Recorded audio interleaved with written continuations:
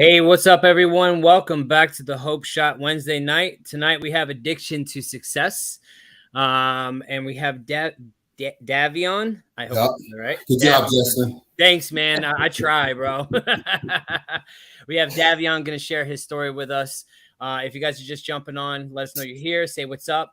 Also, if I could get you guys to share, please share. Sharing is caring, and if you guys share this, please let us know you shared it. Put it into the chat. I'm going to read the clarity statement real quick. Give me 1 second. If I can find it. There it is. All right. We here at the Hope Shot are a group of people in recovery spreading inspiration. We come from all different walks of life and pathways of recovery.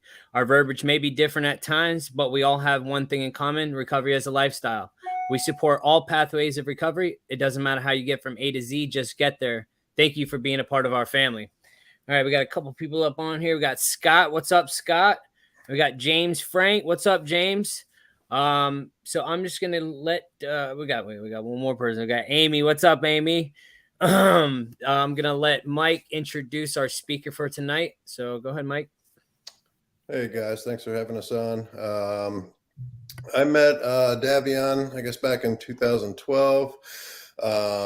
We were both kind of early on at that point, and we got the pleasure to work together for a long time, man. And I love the term addiction to success, because that's what Davieoyn is. He's addicted to success, man, and he's doing amazingly well from where we came from. He's a story of broken to helping other people become unbroken, and he dedicates the majority of his life to helping people, which I really, really admire. He was willing to do the things that a lot of us do that get to have long time recovery. He was able to look at himself. He was able to check some things, and more importantly, he was able to change and adjust to the person that he wanted to be, man. And fast forward now, we live really close to each other. Little Dav's my godson, man, and some of us just become family no matter what we look like, no matter what our blood type is. It doesn't matter, man. Family's family, and Davieoyn's one of those. So my pleasure to introduce Davieoyn. What's up? I appreciate it, Mike. It never gets old, man. I just want to tell everybody logging in or that's on, Justin, Mike, guys are doing some amazing work. It's an honor to be able to be a part of this tonight. And again, thanks for the invite. Just want to share a little bit about, myself and, some of the trials and tribulations that I'm sure we can all relate to, to get us to a point of desperation and pretty much willing to do anything to get some help, and that's where I was at. So I just want to kind of go in reverse, if you will. So Davieoyn Hobson, been in Ocala now about 13 years. My career is in mental health and social work, and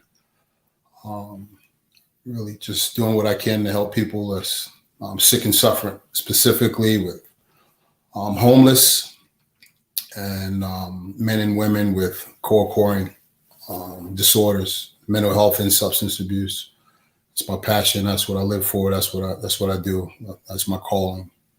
And who would have ever thought that, all the pain and the grief that I went through, that I put myself through, would lead me to be in a position to be able to understand and inspire and help other people.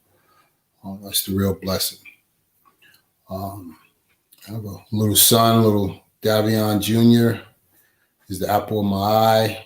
And he reminds me over and over that, this is not a dream, because he definitely needs to be fed. So, you got to get up and go get it, big guy,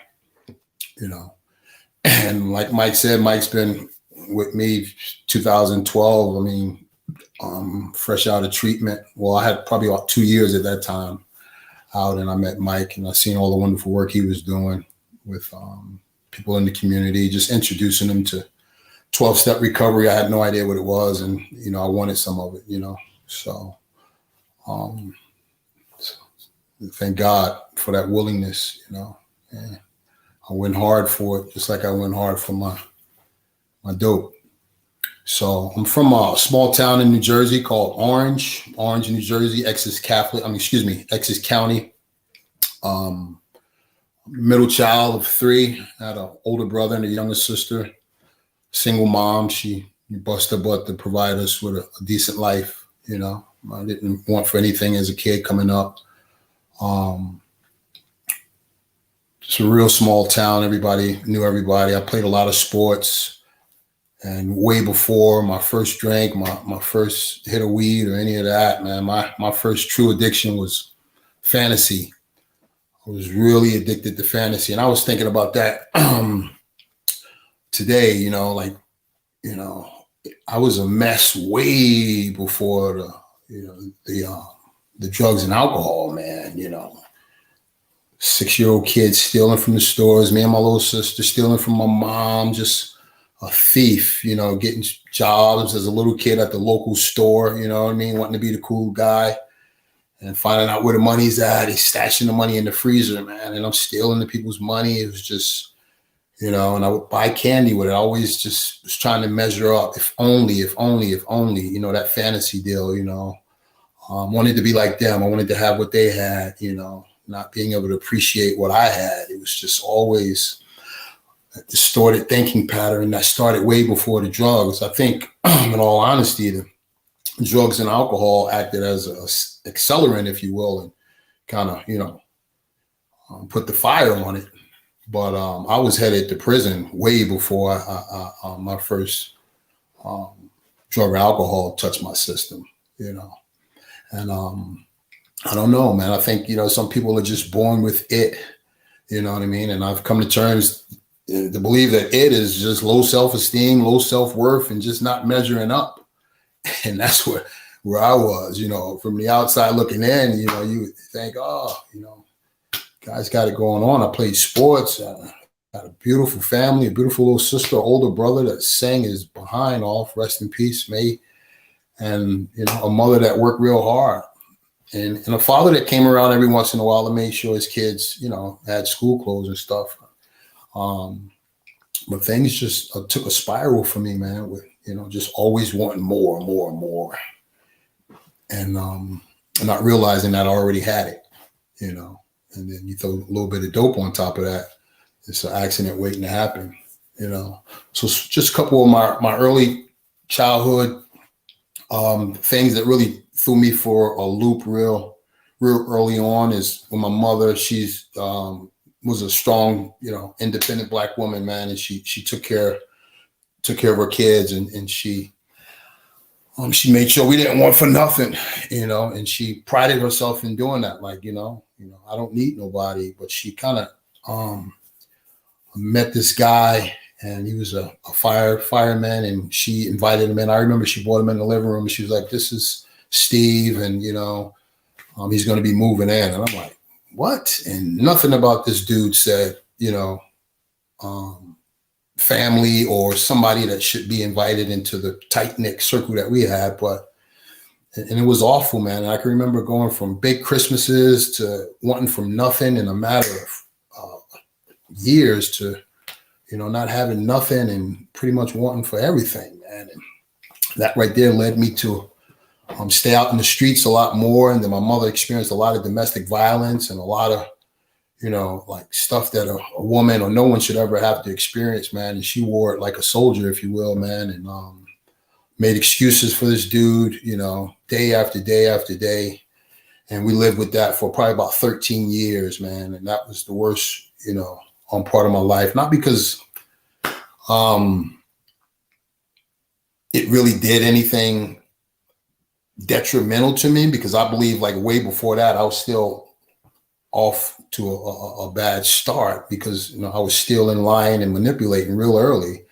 But, you know, that sure didn't help, you know, because I've always looked at my mother as strong and a soldier, and you know, to see her kind of belittled like that at the hands of a man was, you know, it did something to me. So I started staying out the house a lot more. And, you know, that led to me just dropping out of school. Actually, my mother signed me out of school. She was like, "You're not going." And back then you needed a parent. She just came to the school and signed me out. and I started hanging around the projects, man. And I wasn't raised in the projects. My mother always made a way for us to have a decent house in a decent neighborhood in that small town. But I kind of ventured off and went down that way, man. And it was no turning back. You know, I got introduced to alcohol and cocaine and crack cocaine and just putting it in weeds. And you know, my life just spiraled out. I had no pause whatsoever. And I just couldn't understand, like, I used to hang out with people and they were always, let me tell it, they were worse than me, but they always had a place to go. Like, you know what I mean? 2 a.m, 3 a.m, 4 a.m, when it was time to go, you know, it seemed like they always had a place to go and I didn't. Like, I was that dude that was always left out. I had nowhere to go because I sure wasn't going back there. And when you stay out late like that and you kind of like become a product of the street, you attract a lot of grimy people, you know, and that's what I did. I attracted the griminess of the grimy, and I learned that real nasty game real quick. And I started hurting a lot of people, stealing, and just not really caring about myself or anybody else. Fast forward a little bit to when I was 18 years old, I got with my dad, and he lived not too far from Orange, in East Orange, another small little town. And he said, you know, you need a job. And I said, whatever. So I started working with him, and I started doing halfway decent. At least, you know, my mother knew I was coming home. You know, was working, kind of, you know, being productive as an 18-year-old, if you will. And during that time, working with my dad, I talked to my mother on the phone, and, you know, it was December 21st, 1988. And I remember it like it was just yesterday. And she told me that, you know, she couldn't keep nothing on her stomach. And my mother had been sick before in the hospital, you know. I forgot to mention that she was an alcoholic as well. And, you know, so I come home from my day, probably about 3 o'clock, 4 o'clock, and my stepdad's out front leaning on his car, and he's chain smoking. I've never seen him smoke before. And I don't got 2 words for him. He's like, hey, I'm like, what? And he's like, your mom's in the hospital. I was like, yeah, I know. She can't keep nothing on her stomach. I spoke to her. She's like, no, I think, you know, she's really bad off this time. And, you know, just couldn't wrap my head around it. He's like, we need to go to the hospital. So I get in the car with him, silence the whole time. And I go to East Orange General Hospital.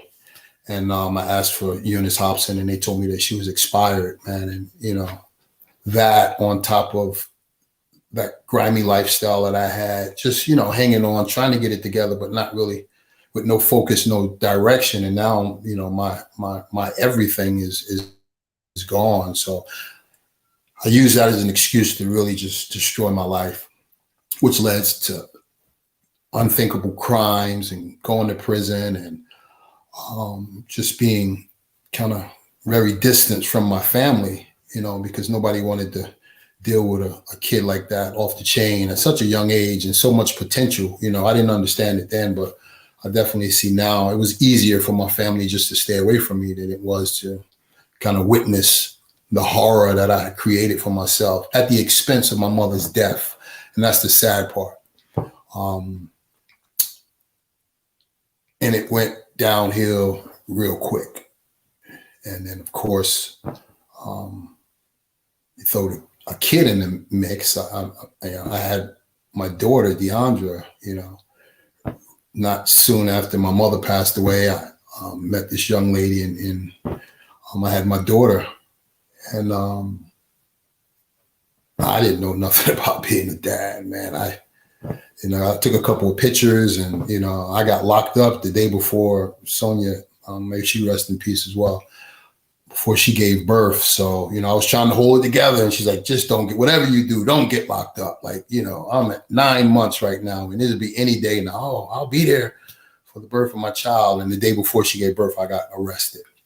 So, and that's just how my life went, man.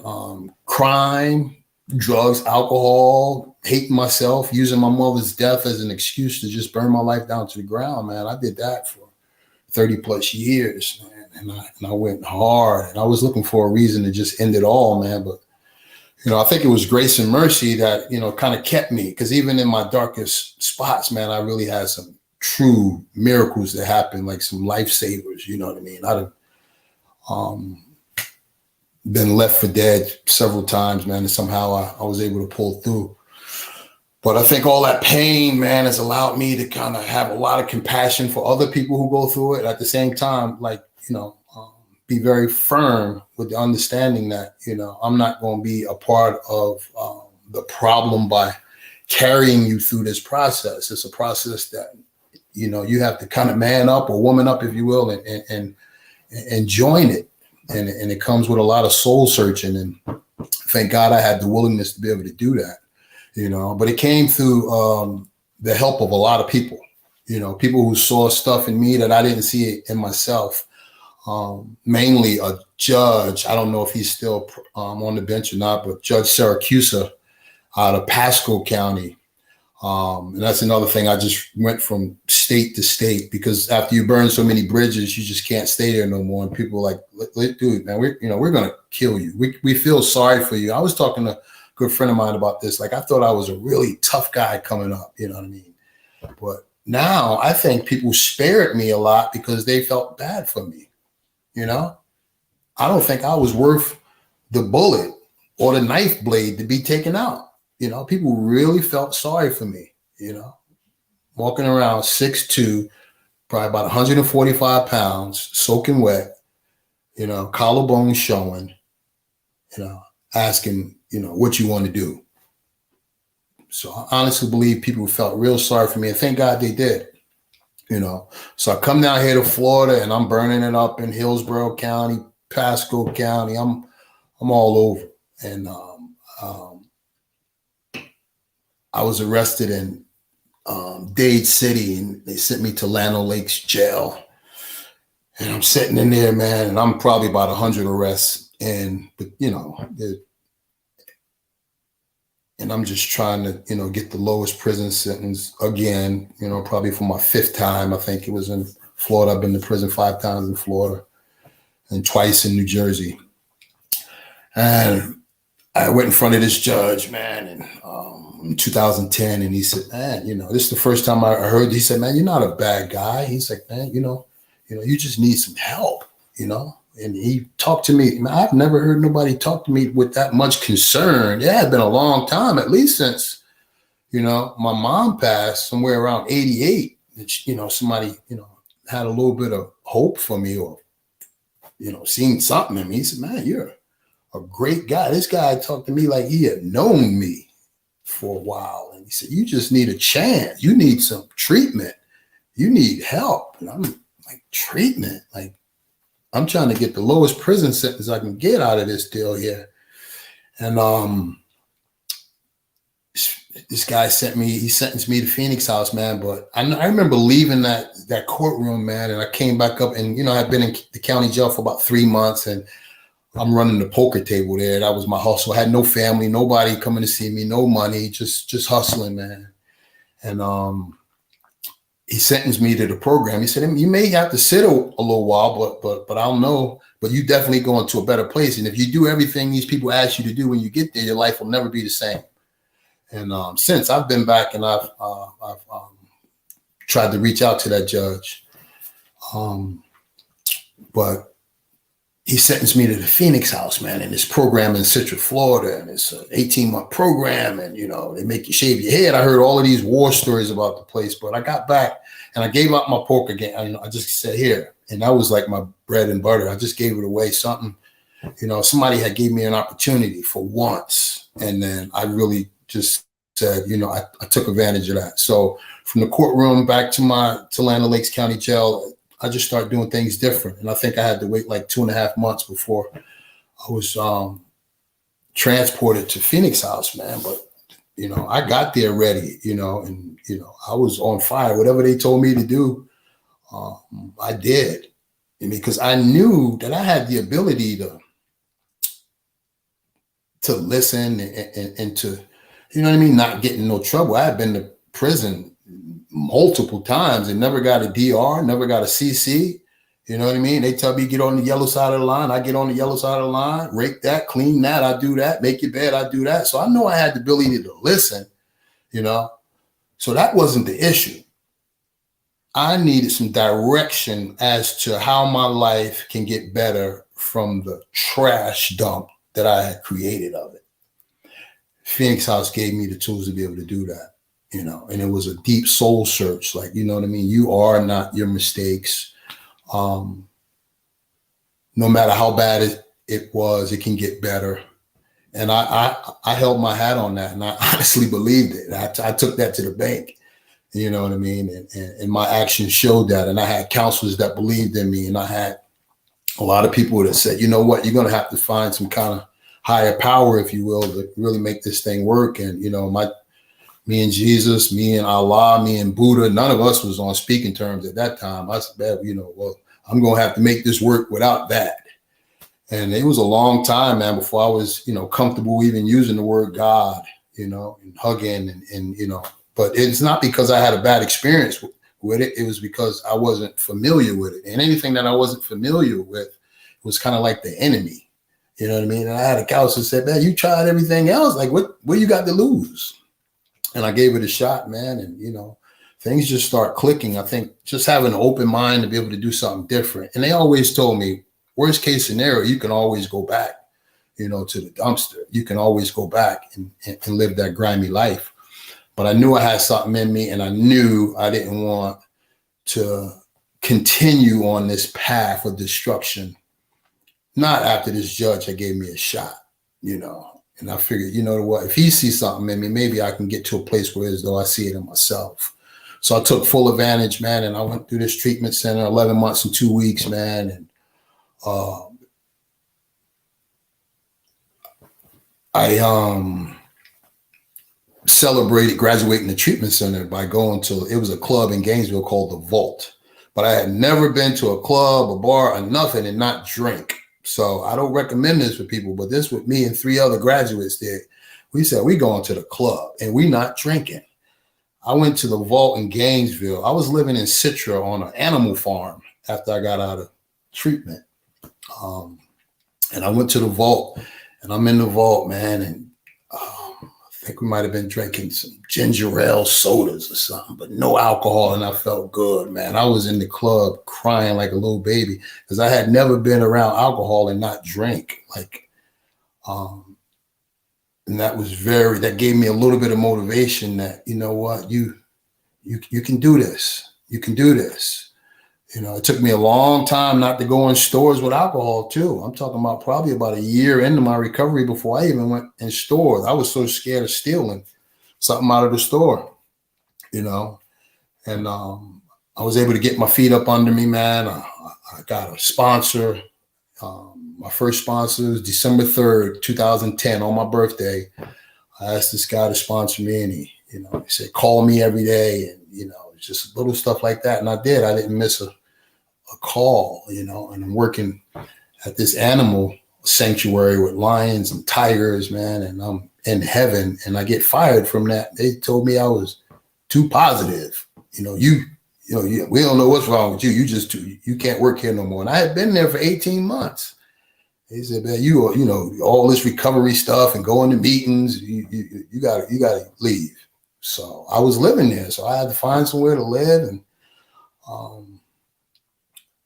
in the meantime, I was bringing a meeting up to the Phoenix House, no car, no driver's license. You know, every day I was up there and bringing a meeting there. I was the GSR for the meeting. I was the treasurer. I bought the cookies. I did everything for the meeting. So one of the counselors said, why don't you apply for here? And, you know, I'd been off probation maybe 2 weeks at the time.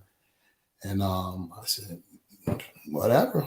And I applied, and of course they denied it, but they denied it with a comma, not a period. And the comma was, if you can get those counselors up there to put in a letter of recommendation for you, we will reconsider this decision. So I probably had 20 letters of recommendation, signed, sealed, and delivered up to Dick Pierce in Tallahassee. He's over the Department of Corrections. And he said, I don't know what's going on right now, but if they got that much faith in you, I got that much faith in you. So less than a year out of treatment, I was able to get a job as a tech at the treatment center I was at for 11 months and 2 weeks. Unheard of. And I kept working there, doing well, and, still going to meetings and doing my best to get my feet up under me, man. Just happy to be, working and feeling productive, man. And every now and then I get to help somebody and, they need a ride to the meeting, and I'll jump on the van and I take them to the meeting. And, I said, I'm not going to be sitting on the van. I'll start going in to meetings and happy, joyous, and free, and reach for recovery. And I'm in there doing the bobblehead the whole meeting, identifying with everything that was said. And those guys surrounded me and introduced themselves. Kevin Donnelly's and the Mike Gonzalez, and rest in peace, Troy, and Jay Burke, all of these old school dudes. Said, man, welcome, man. What step are you on? I said, step? What the hell is a step? I was 2 years in before I even knew what the steps was. And I got right on it, man. And, Mike, he was that dude, man. This dude was my sponsor. He was my taxi cab. He was my everything, man. And we got busy. If he said be somewhere at 3:00, I was there at 2:30. And we went through that book, man. And thank God, he was able to show me a different side of what I know now as a disease.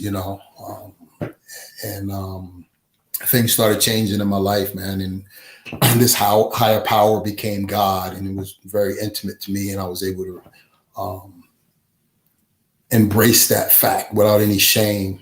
And man, things just started happening in my life, man. And, unbelievably, the changes, man. And then, my education, going back to school, getting a bachelor's degree, then going to St. Leo, getting my master's, and then as a certified addictions professional, and now as a registered intern, working on my LCSW and having a 4-year-old, and, all the things that come with it, a driver's license with my picture on it. Like, that's really my picture, in my name. It took me about 1.5 years to really identify with a ID and my name on it, because I had so many aliases, man, that I was like, wow, that is really your name, man. So I kind of embrace the fact that God is real first and foremost. You don't have to be ashamed to say that, because I tried everything, and I don't think it's anybody out there who's been down more dark streets than me, or can fight better than me, or more game than me. I tried it all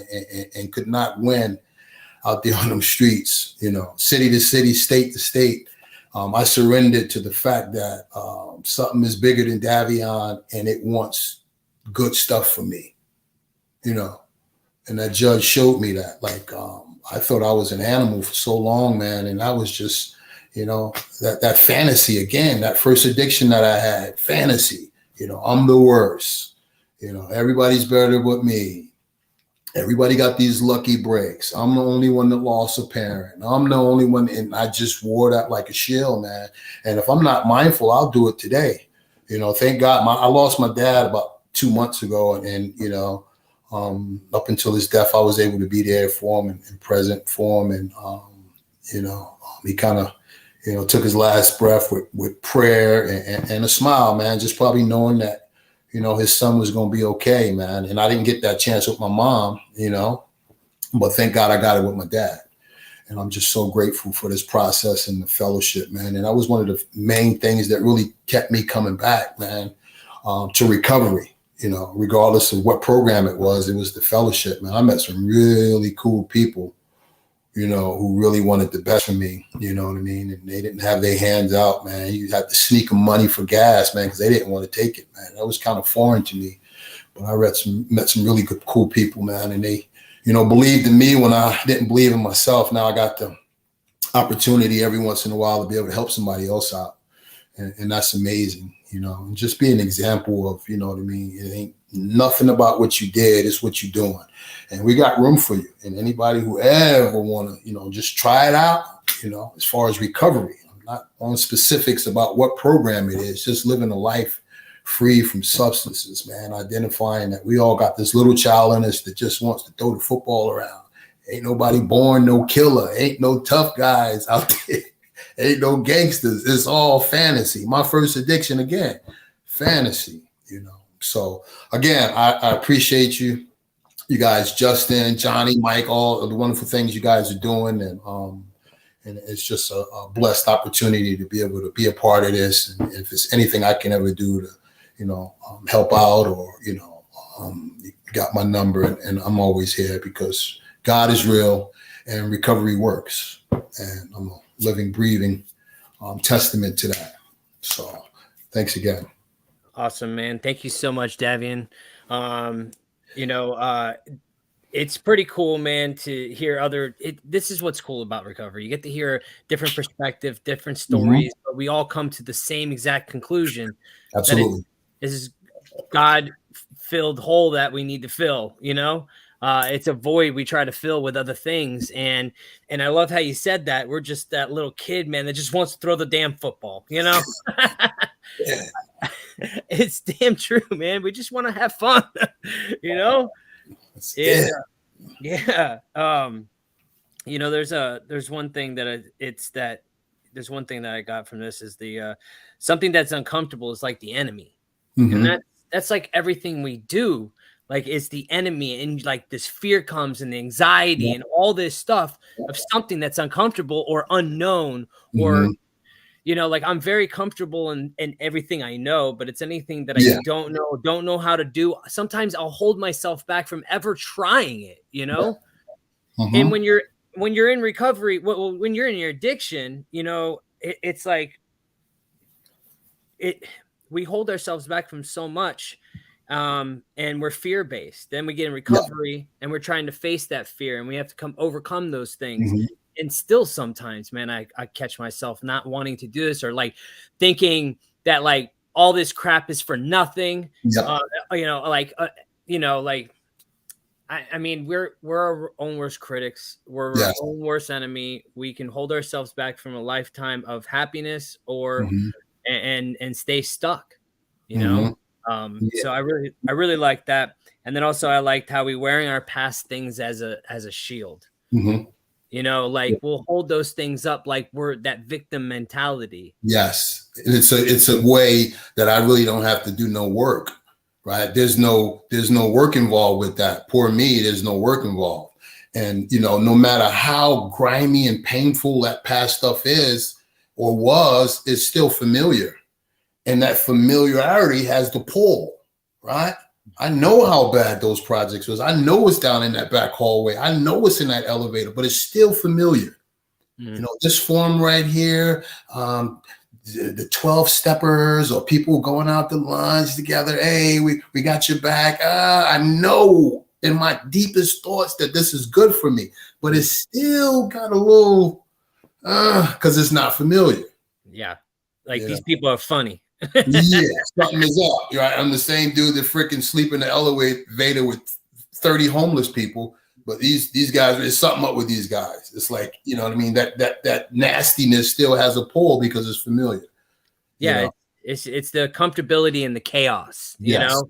And it's like, you know, anything that's too good to be true is usually suspect. You know, and that's another, and that exactly brings us back to that same mentality that we always hold ourselves back. Like if it's not comfortable, we're gonna freaking stop, you know, and hold ourselves back. And that's that whole thing. It's just like a vicious cycle that keeps going on and on, you know. And we're so accustomed to this craziness, this freaking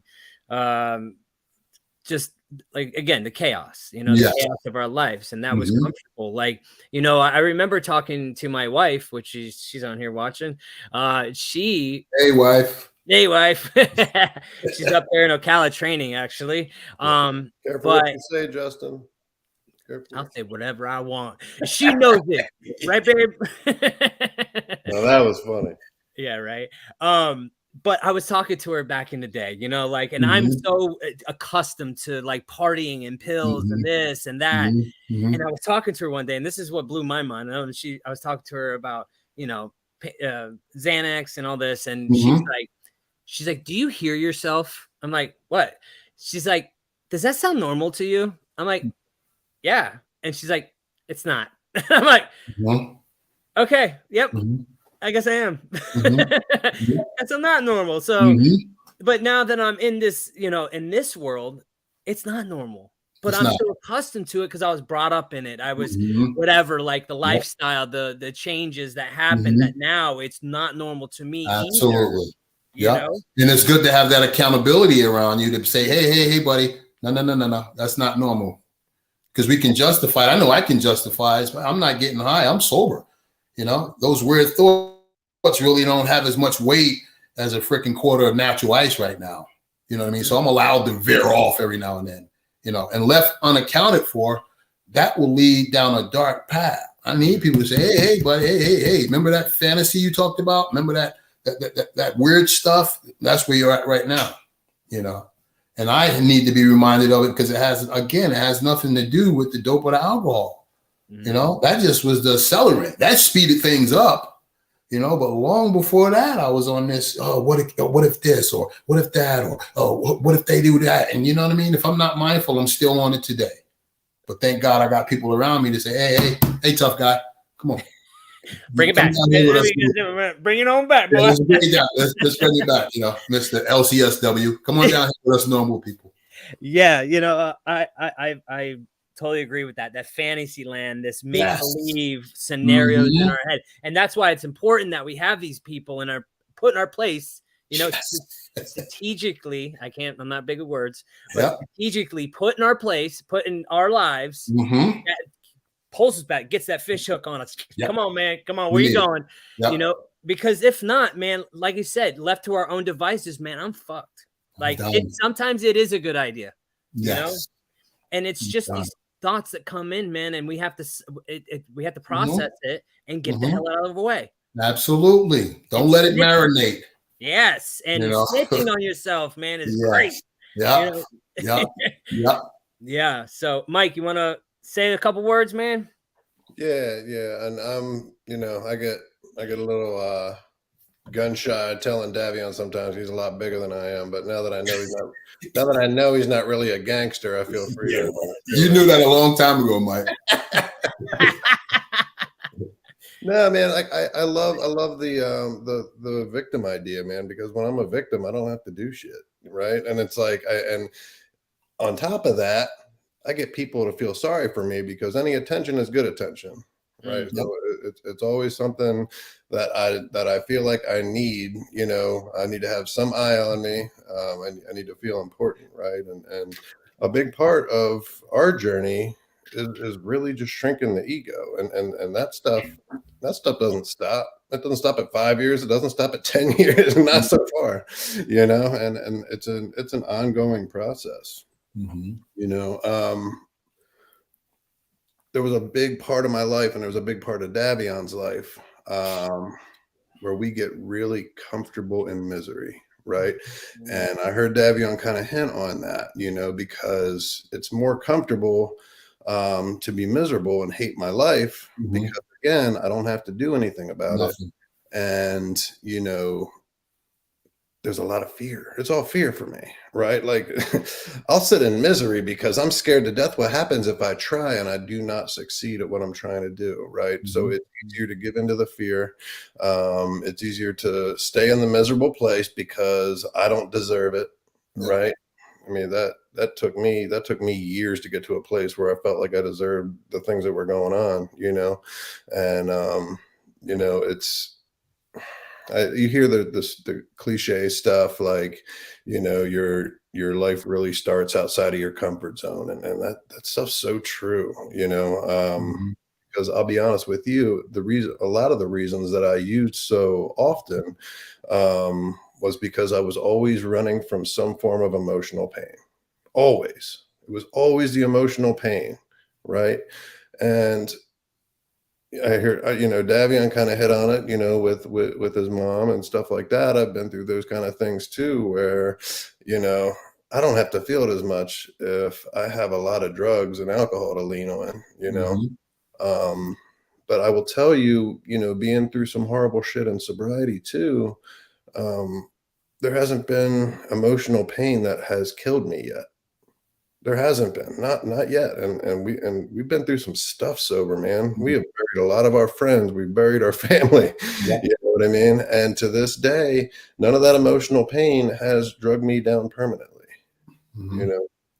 So I got to kind of keep a constant reminder on that and check my day to day, because we can go out during the day and help all these people, and we're the man around town, and then I'm coming home and I stub my toe and I freak out. Mhm. I want to punch a hole in the wall, and she didn't do the laundry, and I'll go 0 to 100 like this, right? And I constantly got to check myself, man, because if I'm doing the things that I'm supposed to do to stay on a path of spiritual growth, I got to catch the mosquitoes. It's not the bear that's going to come get me. Mm. You know what I mean? It's Yeah. the constant nagging stuff. Yeah. And it's the loss of gratitude. That's always Mhm. a big thing for me. You know what I mean? And one thing I will give Davieoyn through all these years, man, he talks about God all the time. He talks about gratitude all the time. Yeah. For a guy to lose a job because he's too positive, I've never heard that in my life. Unless Right? unless it's Corona, I've heard that though. Well, Yeah. I like there's, this. there's always exceptions, Yeah. but honestly, man, it's what do we do with it now that we're sober? Like what okay, I put all the shit down. Like what do I do now?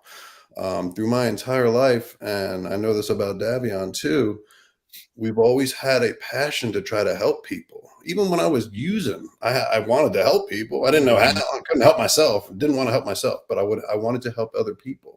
You know what I mean? And I was the dude in treatment, trying to walk around the building with the other clients, giving them counseling and not handling my stuff. Yeah. I got called out on that stuff quick. Part of that was because I didn't want to look at myself, but the other part was I knew what that did for me even back then, and that was at 2 days sober. You know what I mean? Hey, I Uh, want to ask you a question. I want to ask both of you guys a question real quick. sure. How easy is it to separate your personal recovery from helping other people? You guys both been in this field for a long time. So like Yeah. how easy is it for you? I mean, is it something that's tricky? Is it a balancing act just like our whole lives are? Or is it pretty simple for you? You can't have this without this. Yeah. For me, it's pretty simple. And people from the outside, even family members look and they can't believe it because they just can't wrap their head around the fact because they know me, they know what I was, and they know what I do today, and it's just hard for them to fathom. But I get my treatment outside of my work, and for me, and physical fitness and honesty and just being a vessel of how good God is, whatever that may look like to you, um, that's my deal. I can't give something that I don't have. So it's important that I'm always taking care of myself. Extra hugs in the morning from my kid, extra hugs in the morning from Steph. It's necessary for me to be able to do that, to even be able to give something back. I don't, my job now, and I've been doing it sure, about 12 years now, Mm. and it's like, and I see a lot of other counselors, therapists, and BHTs struggle with it. They bring everything from the house to the job. And they wonder why nobody's doing it right and nobody's listening to me. Why these clients just don't get it. You're doing it all wrong. Mm. You need to go get you some therapy, get you a therapist, right? Identify some of your own stuff, some of your triggers, and come back and try it again. And that's the thing about me. And I think that's why my saving grace, my prayer, and my ability to be honest. And that's something that I was used to. My honesty, man, I think that's been my really big deal. I know when it's time to tap out. You're like, I'm off for 2 days. I'm out. And a lot of people don't recognize that. And for many years, I didn't. I was the guy with, you called me, I was there. You know what I mean? And I was just pretty much running on a little more gratitude and a lot of films back then, but it's changed. I know where my treatment is, and it's not at either of my jobs. So, and I completely get where Davion's coming from, but my answer is completely different. because mine was a little bit different because I had I had years of being a sponsor. Maybe I'm answering the question differently, but I've done a lot of sponsoring. I've done counseling, I've done sober coaching, I've done intervention, I've done case management. So a lot of mine, it was more of a, how do I stay in the lane that is presented in front of me right now, right? Like, what hat am I wearing right now? And I would do all of those things to excess, to where my entire life, it was just recovery, which was really good for a while. But the last thing you want to get burned out on is your own recovery, right? So Yeah, man. I learned to kind of separate, and I learned a lot of what Davieon's saying, about the importance of getting to the gym, self-care, man. Like, get yourself a damn massage every once in a while, do something, right? On top of doing your daily maintenance stuff. And, what I found is, over the years, it's become really easy to leave my work at work, right? But I also work a job where my phone can start up at 9 p.m. and I got to go. You know what I mean? So it's a little bit different. Yeah. At the same time, the idea is the same. You know what I mean? We have a time every night, man. 10 o'clock, our phones go off, and we watch a murder show so we can de-escalate, and that's our schedule. I concur. I like murder.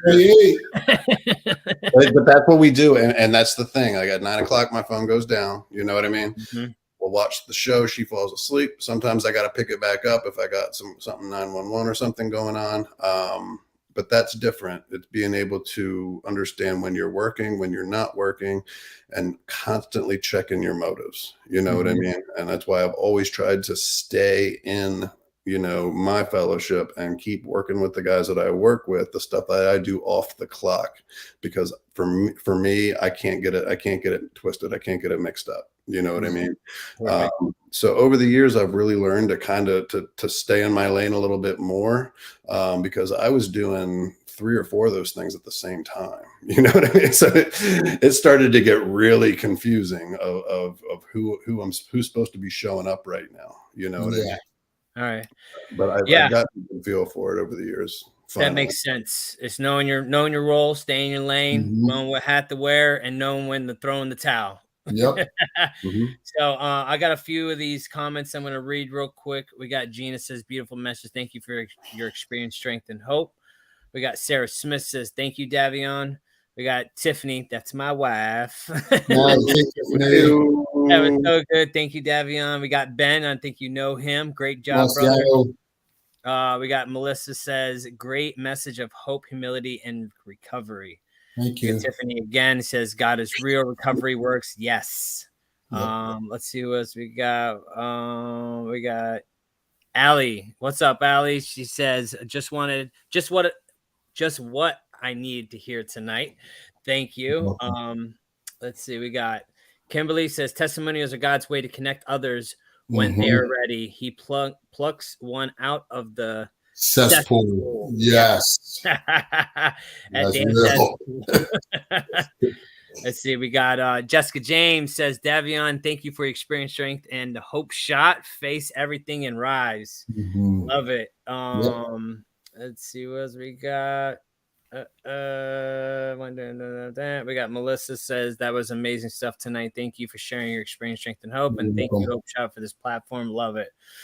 Let's see what else we got. We got Patsy says, honest self-awareness. It is very important. Yes, it is. We got Laura says, now know your worth. I'm so much more valuable when I'm sober. Yes, you are, Laura. Awesome. Well, thank you guys so much. Hey guys, if you haven't see these guys, we got Freedom shirts with the Hope Shot logo on them. It all supports a great cause. And we're selling them. We can get on our Mike's, yours is on the way, by the way. You can go on our website at thehopeshot.org and you order them, and I'll ship them right out to you. I need a couple. I got you, bro. They're not that expensive, man. It all goes to a great cause. So if you guys $40 for Davieoyn. Just upsell them, bro. But so that's it for tonight, guys. And if you guys want to check us out this Sunday, we're doing 8 o'clock. We're going to be doing our our topics, man. We're going live and we're going to share experience, strength, and hope on topics that we picked during the week. We hope you guys join us then. Davieoyn, thank you, sir, for coming on here and sharing your experience, strength, and hope. Love you, Davieoyn. Thank you. I love you, brother. Thank Mike, you. thank you for coming on here and introducing our speaker. Always a pleasure, friend. All right. Love you guys. Good night. All right. Good night, guys.